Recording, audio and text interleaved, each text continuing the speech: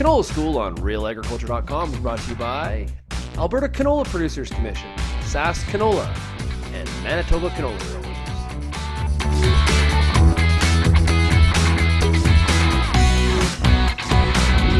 We're joined here on Real Agriculture by Rick White, CEO of the Canadian Canola Growers Association. And Rick, you were in Hawaii last week for the latest round of Trans-Pacific Partnership negotiations. No deal coming out of these meetings?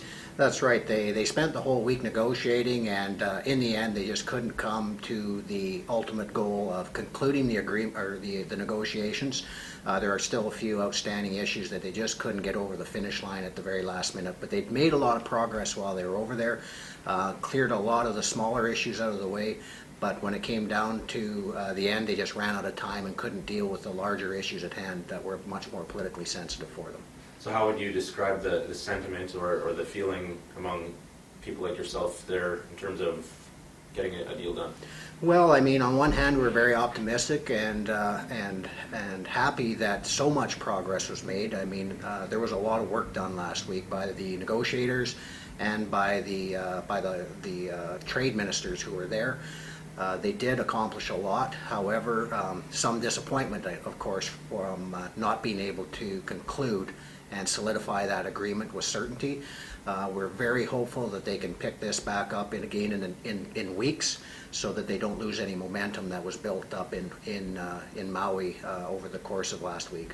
And despite the federal election campaign that's now underway, it sounds like Canada will be able to continue participating in those negotiations? Yes, they're committed to continuing negotiations. They have clarified through the Privy Council of Canada some wording regarding the election and their ability to continue to do the work that needs to be done on TPP negotiations.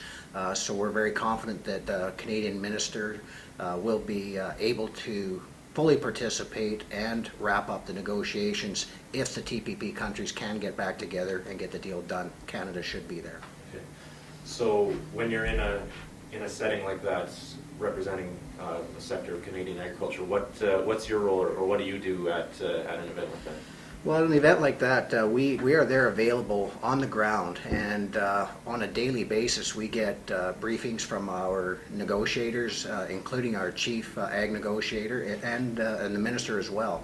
So on a daily basis we are keeping very close to what's transpiring, what kind of roadblocks are coming up. It's kind of an idea of what the deal entails. They do consult with us to see and let us know where what they call the landing zones could be, get our reaction and feedback. So we're there as a resource for the government and the negotiators. And we also work a lot with other groups who are also on the ground there, like New Zealand and Australia, the US. We talk to those other people during the negotiations to get a sense of where things are at, and be prepared to provide feedback and strategy to the negotiations themselves. So there are of course the big issues that we've been hearing about in the news. Dairy is just one of them, or market access for dairy is just one of them. What do you hear in terms of on site there? What was the talk there?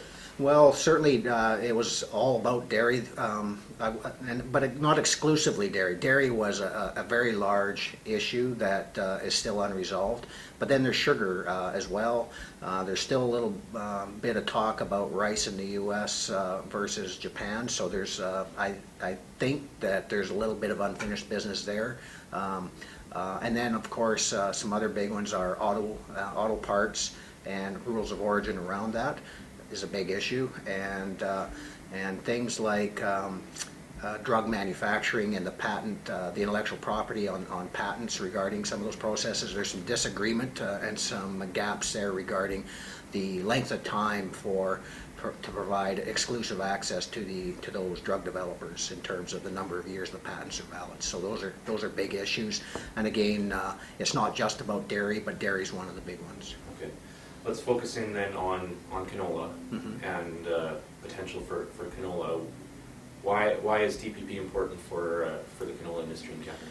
Well, that entire region is the TPP countries represent 800 million people, and it represents about 40% of the global economy. So it's a huge economic area.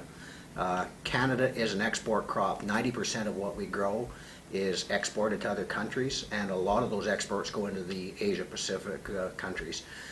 Japan, of course, is one of the key ones. Vietnam is another key one for us.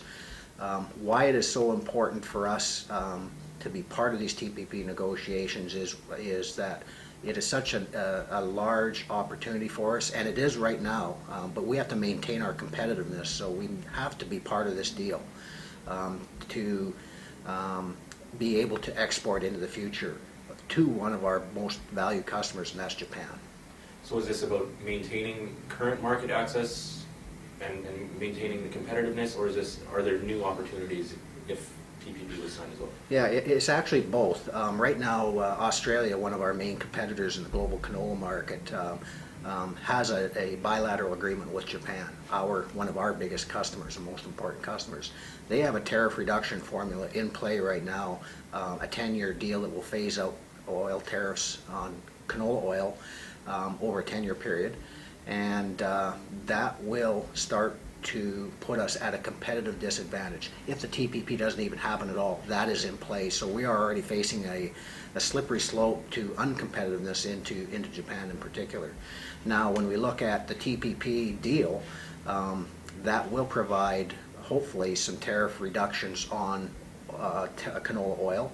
Again, that will provide a new opportunity for Canadian canola going into Japan and Vietnam to reduce those tariffs to zero over time and get us on a level playing field with all the other export competition going into those areas. So to maintain our competitiveness, yes, but the new opportunity is to start shipping more oil as those oil tariffs come down. So we hear numbers like that, hundreds of millions of dollars or even billions of dollars, what this could potentially be worth. Where do those numbers come from, or how are they determined? Well, from a canola perspective, they're determined by the future value of the exports. And so right now we have seed going in tariff-free into those countries, but if we can get the tariffs knocked down on oil, because we don't ship oil into those markets because of the prohibitive tariffs, if we can get those tariffs zeroed out, then we start shipping a higher valued oil product over there, canola oil product, as opposed to shipping the raw seed over there. So the value of the exports increase incredibly, and that value is captured here in Canada because that's where the value added is created, and then it helps our farmers, it helps our crush industry, it helps our local communities because it keeps more dollars here at home to the tune of about $780 million a year.